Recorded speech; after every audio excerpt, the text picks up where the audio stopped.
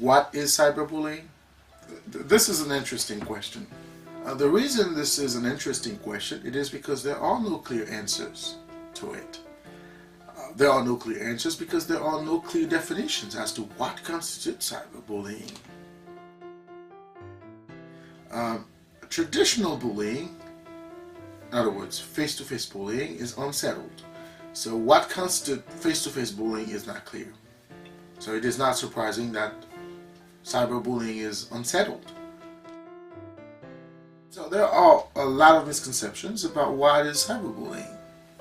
For example, there is this misconception that cyberbullying only occurs at the K through 12 educational level.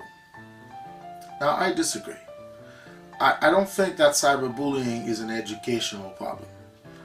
I think cyberbullying is more like a social problem, okay? Not necessarily a school problem. The other misconception is that cyberbullying tends to involve students, particularly elementary students. I disagree here. I think that wherever people are interacting, whether it is in the workplace, at the university level, or other areas, as long as there is an interaction among people, there is an online interaction, I should say, the potential for cyberbullying is there. Other misconception is that cyberbullying is only identifiable based on the types of comments people make online. Again, I think that other activities can be considered as cyberbullying, as long as they're repetitive. For example, posting pictures of somebody. It doesn't necessarily have to be a lewd or sexual picture in nature. As long as you're posting a picture of someone without that person's authorization, there is the potential for a bullying act. Okay? Spreading rumors about others, making threats, being rude, disrespectful. For example, sending emails that have rude tones in them, text messagings that are rude.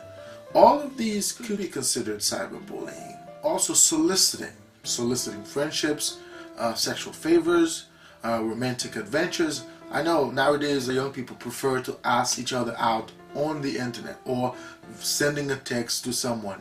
This could potentially be cyberbullying as long as the person you're communicating with does not approve of the activities that you're doing, of the messages that you're sending to them. There is the potential for cyberbullying. So in a sense, cyberbullying is a repetitive act between two or more people on the internet. As long as there is a repetitive act on the internet, it can be considered bullying. But it is also important to point out that the line between online bullying and childish behavior is blurry. So there are things people do. They don't necessarily do it with the intent of committing bullying, but it can come out as such. Therefore, it is important to take into account that certain activities can be, that doesn't necessarily mean that they are cyberbullying. So in a sense, I think when we're talking about cyberbullying, what's important is not only the tone, the nature of the activity. What's also important is the context, is whether it is a repetitive activity. Sending a picture to somebody or making a comment about someone, whether it's something that they approve or disapprove, does not automatically make that action a bullying act, okay?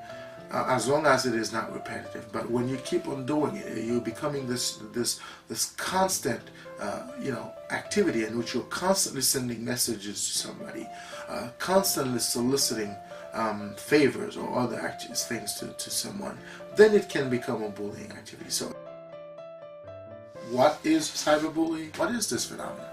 I would define it as a constant behavior, as a constant activity on the internet that involves two or more people.